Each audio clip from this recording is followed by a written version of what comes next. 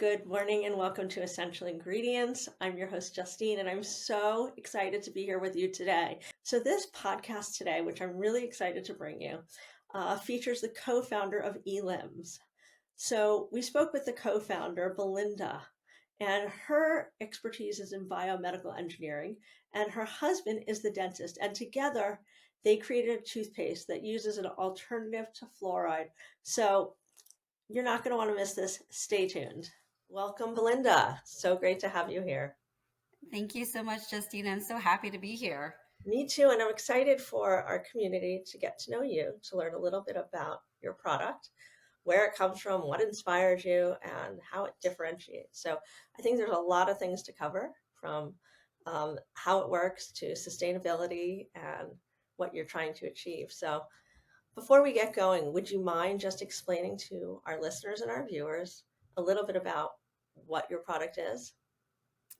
So we're a biotech dentist crafted sustainable oral care brand. And when we started the business back in 2019, the cross section between oral care and sustainability just wasn't there. So what we saw in the market were products that were like clinically backed, like everything that you would see on a Target shelf, right? And we thought, okay, but those products produced a lot of like virgin plastic that people are throwing away constantly. There's some statistics out there that say that for every toothbrush you've ever used, it's out there for 500 years. Oh my And God. every toothpaste tube that you've ever used, yes, it's somewhere degrading in a landfill somewhere for 500 years. And so when we saw those stats, we thought, oral care is something that everyone on the planet has to do. So, essentially every few months you're throwing away a tube of toothpaste that's not recyclable, a toothbrush, floss picks, all of these things are practically made out of plastic. And so we thought, well, why isn't there some intersection between something that's like, something that works to clean your teeth and then also some kind of upgrade on the sustainability side of things. And so, on the sustainability side, we saw, these like bamboo toothbrushes and floss picks and tablet toothpaste. And, when we talk to dental professionals, they would tell us, you know, people who use those types of products would come into their offices with more problems. Oh, So we interesting. thought, oh, yeah, so that was our aha moment, when we were interviewing dental professionals. We said, how can we bridge the gap here? Because obviously the beauty community and personal care products are going towards cleaner ingredients, more sustainable packaging, but it didn't hit the oral care industry Mhm. just until recently. And we feel proud that we were sort of starting the conversation about sustainability and the oral care industry. And so when we started digging into, we started also looking into the ingredients and how they're sourced. And if you read the back of your toothpaste tube, chances are you don't know what most of those things are. They're very long chemically names because that's exactly what they are. And so we thought, is there something that we can do given our backgrounds, which I'll get into in a second, and sort of elevate the oral care industry to get it to cleaner, better for you ingredients, Mhm. safer to swallow. These things are going into your mouth, so they should be better for you, but also, kind of level up the sustainability side in terms of the sourcing of the materials, the packaging, the ingredients, all of that stuff. And so that's what we're trying to do. So, was your initial interest in developing something more about the sustainability end or more about what's in the product? It started with the question about sustainability. So that's how it started. So we started looking at all of these products, that you would see, like I said, in the oral care aisle at Target, and we would say, like, is there anything we can do to make this better for the earth? Can we use more recycled materials, bio-based materials, just for the packaging alone? There's a lot of easy, I feel like low hanging fruit that can be done there. And then when we started digging into it and talking to dental professionals and also to consumers, we realized that, the wave of like clean beauty that swept through in the last couple decades was coming to oral care, and we wanted to be at the forefront of that conversation. And so we started digging into the ingredients and, just even like, for example, teeth whitening products have, like, you can't pronounce any of those ingredients. And so we thought, okay, well, is there a way we can make this actually food grade ingredients? Can we make it simpler? Can we just bring it down from like 23 ingredients to just a handful of ingredients? And the answer is yes, you can do those things. And so it just started with sustainability, but then it like we went down these rabbit holes of like, what else can we do? How else can we make this stuff better, but still be as clinically valid as, the gold standards that are out there that we've seen, that we've been using for years in, at home. So Right. that's how it started, and that's how it evolved. So I know if we dig into the ingredients, I know that I believe I read and understood that there was an alternative to fluoride that you were using. Is that Yes. correct? So yes. Yes. So the alternative to fluoride is called nano-hydroxyapatite. And it's a big mouthful word. That's why I let you say it, not me. Yeah. The alternative. It is. Yes, it is. It is a mouthful word. I wish there was a cooler way to say it. Maybe we can reform a marketing term for it. But basically, hydroxyapatite is what your teeth and your bones are already made of. So the dentin, what's underneath your tooth enamel, is like over 70%. That's hydroxyapatite. The surface of your teeth, the part that you can touch right here, that's 97% hydroxyapatite. Interesting. So what we did is we said, okay, can we use this ingredient to just kind of bathe it in what your tooth is already made of? Right? So, but I didn't invent nano-hydroxyapatite. The story behind it is actually nano-hydroxyapatite, the nano version of hydroxyapatite, was developed by NASA back in the 1970s. And they developed it because they were finding that astronauts were going into space, and after, they're in there for like a couple months, sometimes a couple years, and after the gravity actually reduces their bone density, including their teeth. So they were coming back with weaker teeth, getting cavities and things like that. And you can't see a dentist in space. No, So not yet. not yet, at least. So the idea was, can we strengthen the teeth of the astronauts, not using fluoride, but using something different and something better? And yes, it totally works. And so the reason we haven't really seen a lot of this in the US until recently is because NASA sold the patent to a Japanese toothpaste company back in the 1980s. The patent was 10 years and extended for another few more years. And so in Japan and Korea, they have been benefiting from this amazing mineral for so long, for like almost 50 years. And, it's just slowly coming to the US. So there's amazing, huge bodies of studies around nano-hydroxyapatite and That how was it my works. next And question. That was my yes. Oh, massive. You can just Google it and you'll just see a litany of publications, white papers, clinical studies that all show that it works just as well as fluoride if it's used at a 10% concentration in your toothpaste. So that's what we use. A lot of companies out there, they use what we call the marketing amount. They'll use anywhere from 0.2% to 2%, which will get you some benefits, but it won't get you that same protection as fluoride, the gold standard, unless it's like at a 10% concentration. So why are some people doing it at a lower level versus you doing it at a more effective and higher level? It's cost. Oh, it's cost. Right. So we sell our products at the same price, but they're paying, 80% less, maybe 90% less. And so they get more margin, and they don't have to disclose it because the FDA has not required us to disclose the percentage. And I just feel like, the guilty are always nervous, so they hide things. And so we put it on our packaging, we put it on our website, so everyone clearly knows that 10% is, at least for hydroxyapatite, is the gold standard. Is it a challenge for the company to be, you know, making money while your margins are a little bit less than these other companies? How is that going to impact how you drive the future of the business? Yeah, it's a good question. I think for us, it really hangs on volume, right? So when we started producing these products at the beginning of the business, we were just buying the lowest amount, the MOQs. And so obviously the margin wasn't as good as we wanted to be. But we've been in business for almost 4 years now, and we've been able to scale, and so we get better pricing as we have larger volume. So that's how we've been doing better. Also, our product works and people really like it. We've sold, like, I mean, hundreds of thousands of tubes of toothpaste, and dental professionals love it because of that 10% concentration. And so we don't pay into marketing.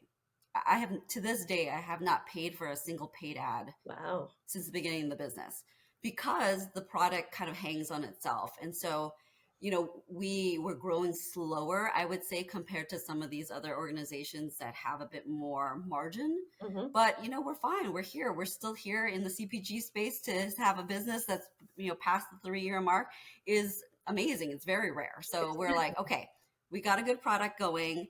We just have to kind of, keep afloat, make sure that we're talking to dental professionals, because dental professionals are really, I hate to say that there are sales reps, but they are the ones who are really championing our product. It sounds like a perfect solution. Not only does it have better ingredients, and nowadays, as we look at things that we put into our body, we all want everything to be very transparent and we want to know what it is. Why would it be any different for our mouth? Exactly. In fact, I would go a step further and say that basically um, the products that you put in your mouth are going straight into your bloodstream because of the gum line. So Right. that's when you floss and when you brush your teeth, sometimes maybe your gums may bleed. And so why wouldn't you be putting cleaner ingredients into your mouth that you potentially could swallow, but is 100% going into your bloodstream through your gum line? And so that's why we really look for ways to elevate, products that we've already grown up with, but can we make it better? Can we make it more grown up? Right. I mean, I think it's a great solution. I love the fact that it's clean. I love the fact that you're sustainable. And I want to go back to the packaging for a minute, and talk about what it's made of. I think I read sugarcane. Is that right? Yeah. So Yeah. if you could tell us a little bit about that and sort of how you made those choices. Yeah, so with our packaging, we've tried a bunch of different things. One of the products, the tube types we've used is a sugarcane ethanol base. So basically, what happens is when sugar is made, you take the sugar cane and you wring out all of the juice, all of the good stuff, and then the husks are basically just thrown away and composted or burned or whatnot. But because the demand for sugar is so high, there's just a lot of these husks just being thrown away. And so what happens is they take these husks and they basically make it into a fine powder. And Mhm. when it's in its powder form, it actually mimics very similar to like polyethanol and all of these other kinds of plastic materials. So it's a substitute for it. So you can make basically the very similar look and feel of plastic, but with a sugarcane base. So we call that a bio-based material.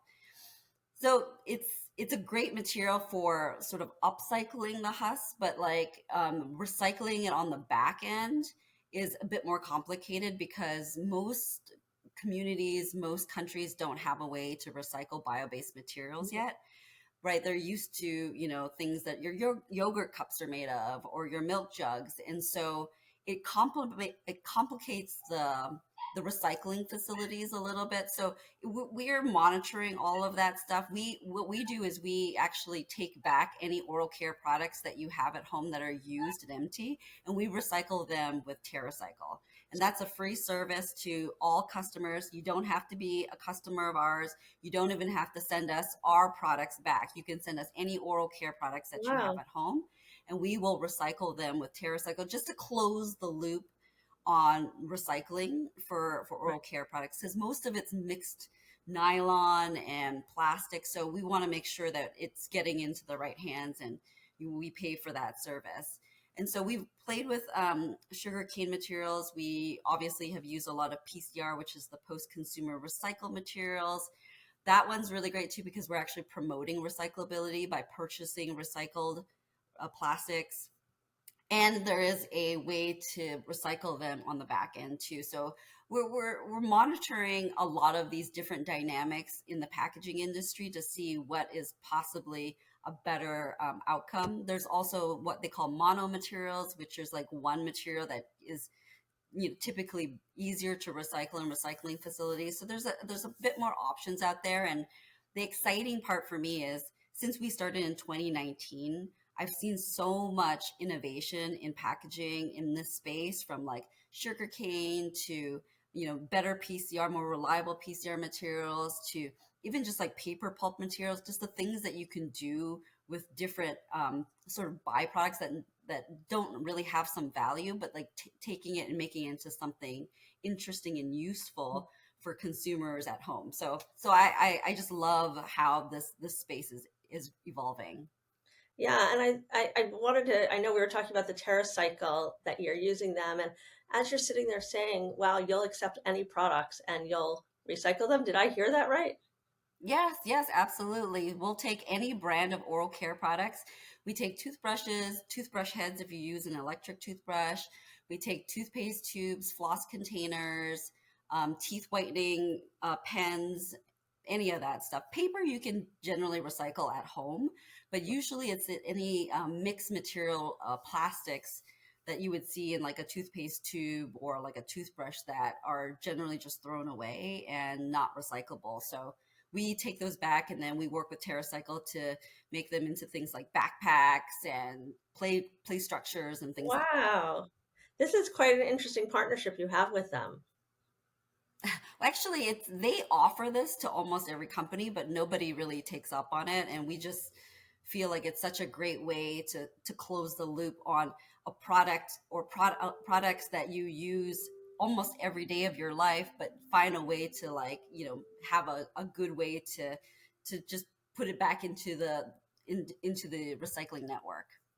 Yeah, because there's also, when we talk about recycling and we talk about clean beauty and we talk about all these things, there's been a lot of conversation about what is actually recyclable. Um, I Yeah. don't know if, so there's a lot of things around, like if it's like smaller than the size of a lipstick, even though it says it's recyclable, they don't actually take that. Right, not at home. They don't at home. Usually it has to be like the size of a milk jug for them to actually take that and recycle it.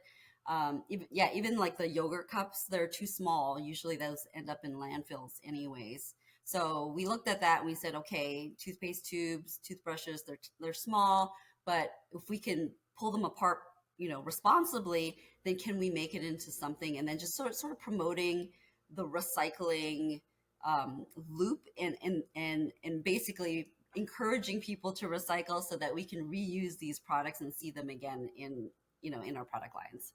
Yeah, no, I think it's amazing. And I think the way that you've structured it so that you've created a better product with better ingredients that are more effective, where there are studies, um, that is sustainable. I guess have to ask, how does it taste? Oh, I mean, the toothpaste. The toothpaste. The toothpaste, I think it tastes great. So right now we have two flavors. We have a lavender vanilla mint and a pineapple orange mint. And one of them, the lavender one, was designed by me, and the other one, the pineapple orange, was designed by my husband.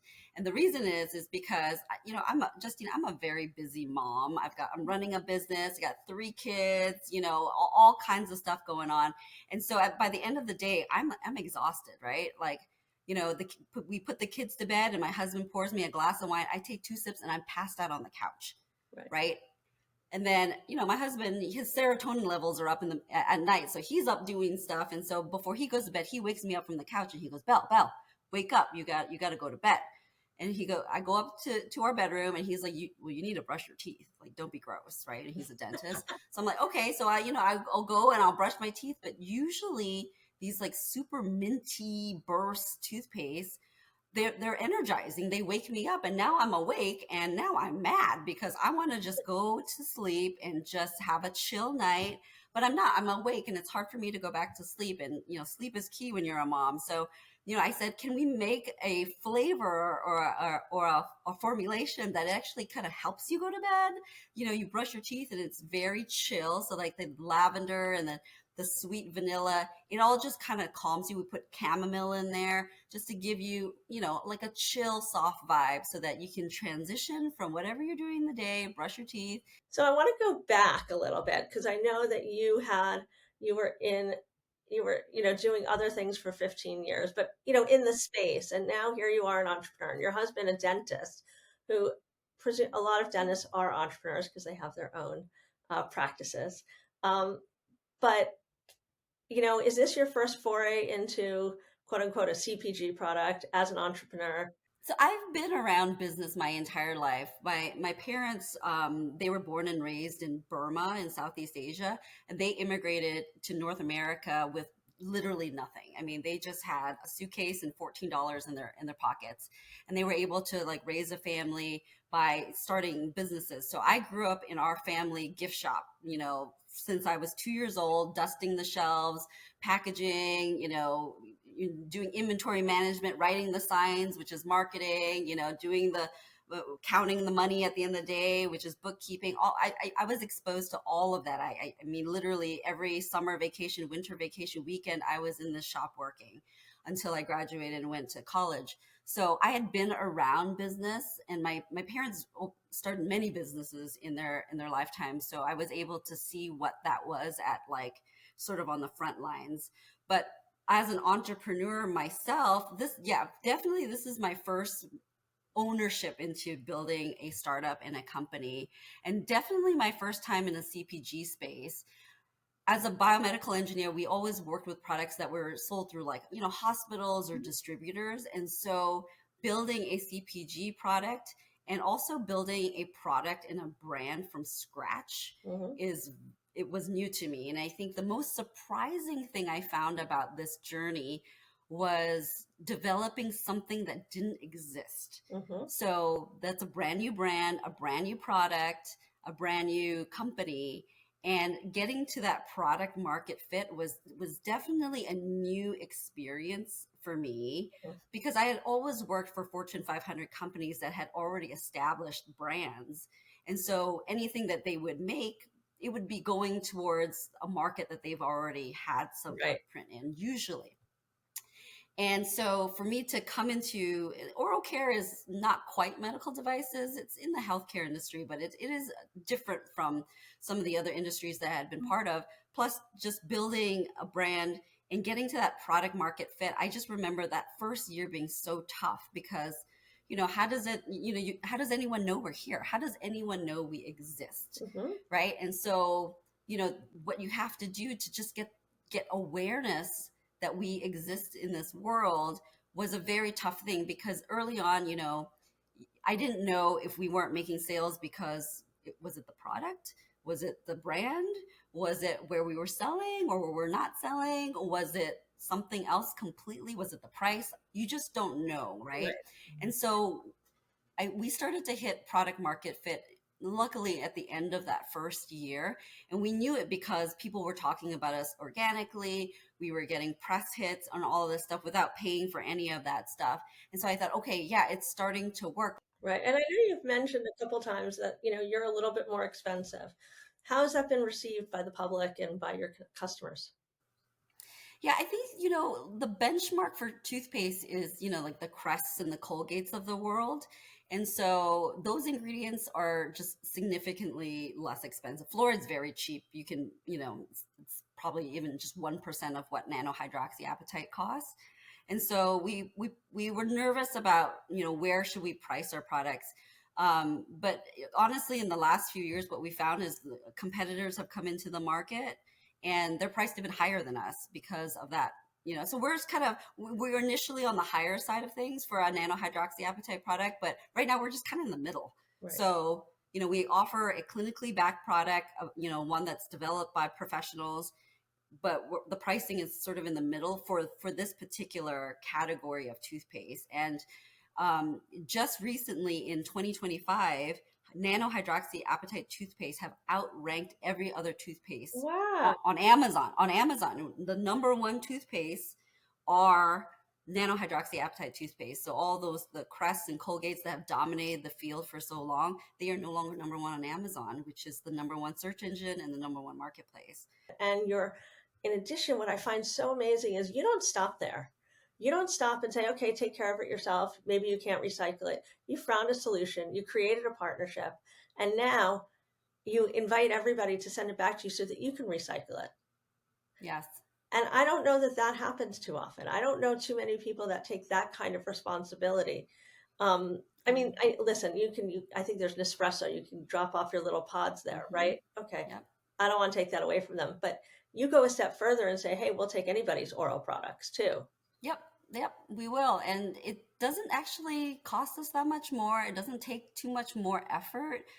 Um, and we just offer, we're here. We're like open door. You don't even have to buy any products from us. We'll send you a free label. You just pack it into any box that you got at home and we'll take care of the rest.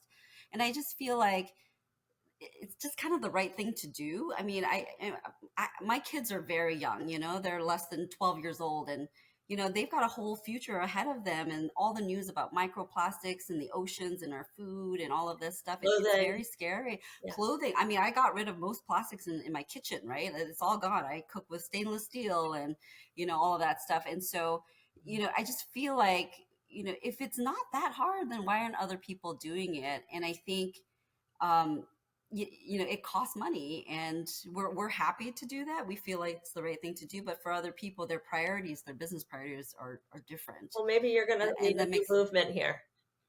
I hope so. Once we start advertising, if we ever do that, then I think that'll be a key message for us and a key differentiator.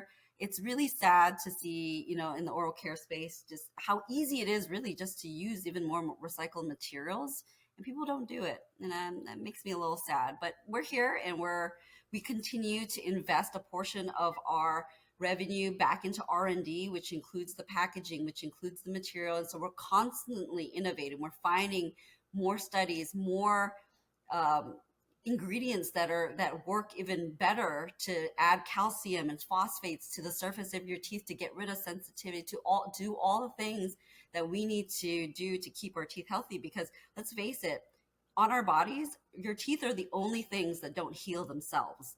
So Right. you got to give it everything you got, and you only have one set. So, I know that you do this with your husband, so you guys work together.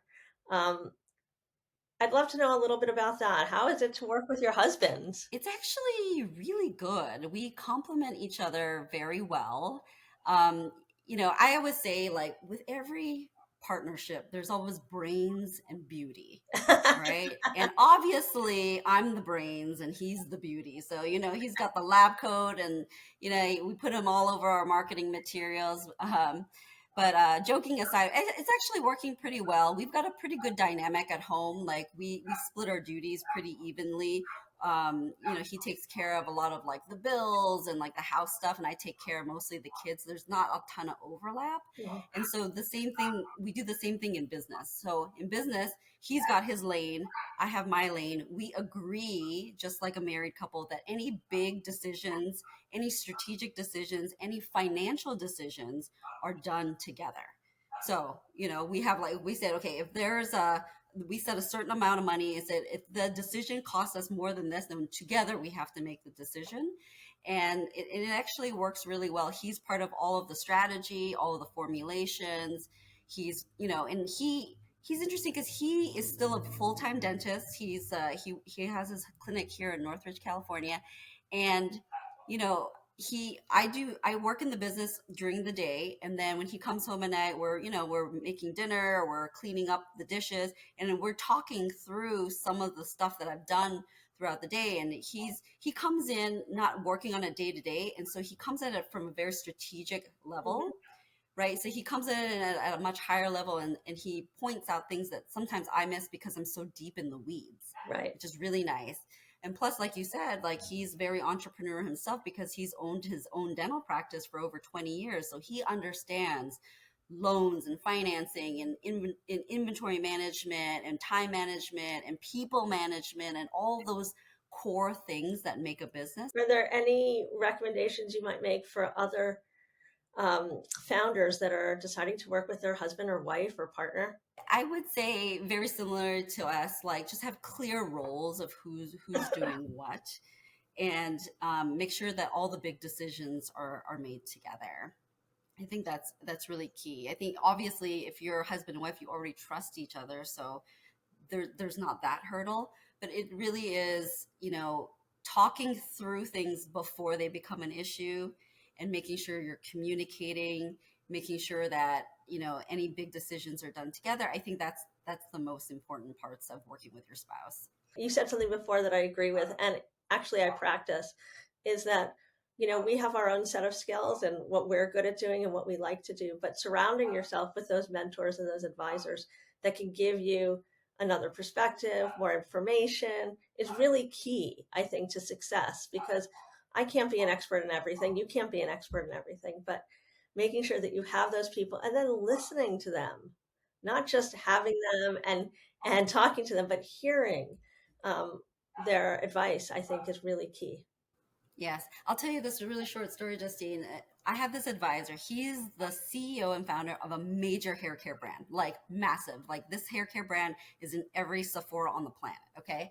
And I met him through actually business school. And when early on, we thought, okay, should we raise funds for our business? And I thought, I didn't know. I thought every CPG business just goes and raises money, which is not true. We're totally bootstrapped even to this day. But early on, so I went to him first. I said, I'm putting together this pitch deck and I'm putting together a valuation, doing all the fancy pitching and all that stuff. And I went to him first and I know he can afford it. So I said, would you invest in our business? Because he had been advising us for a few years. And he turned to me and said, Belinda, if I give you money, I would be doing you a disservice, because he actually created his brand 100% by himself. To this day, he owns 100% of his company. Wow. Amazing, right? Unheard of. And he said, you would gain so much more by keeping ownership of your business. And plus, you won't actually learn how to solve your own problems if you just throw money at it. Right. So first, you're going to go spend your time running, raising funds without running the business, right? Because raising funds is a full-time job. And then once you get the money, you're just going to throw money at the problems. So he said, how will you learn how to do all of the stuff and teach other people how to solve the problems if you don't try to do it yourself? At least try.